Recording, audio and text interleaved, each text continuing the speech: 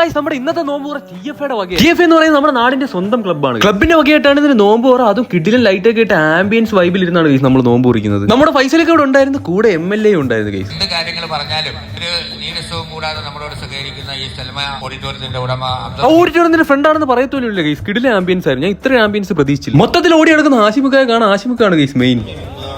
നോമ്പില്ല guys.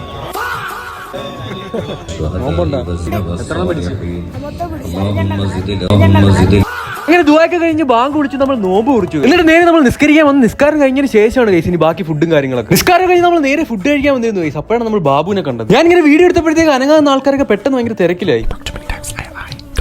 അപ്പോഴത്തേക്ക് നമുക്ക് കഴിക്കാനുള്ള പൊറോട്ട എത്തി ഗൈസ്. കറിയും ഉണ്ടായിരുന്നു, അടിപൊളി കറിയും പൊറോട്ടയായിരുന്നു. ഇടയ്ക്ക് ഷമീർക്ക് അങ്ങോട്ടും ഇങ്ങോട്ടും നടക്കുന്നതാണ്, എന്തിനാണോ എന്തോ. ലാസ്റ്റ് അങ്ങനെ എല്ലാവരും ഇങ്ങനെ ചുറ്റിനും ഇരുന്ന് ഒന്നിച്ചിരുന്ന് കാര്യങ്ങളൊക്കെ പറഞ്ഞ് ഇങ്ങനെ കഴിച്ച് ആ ഇഫ്താർ കംപ്ലീറ്റ് ആക്കിയിരിക്കുകയാണ് ഗൈസ്. എന്നിട്ട് നമ്മൾ ഫൈസലിനെ അസ്സലാമു അലൈക്കും പറഞ്ഞ് നേരെ വീട്ടിലേക്ക്.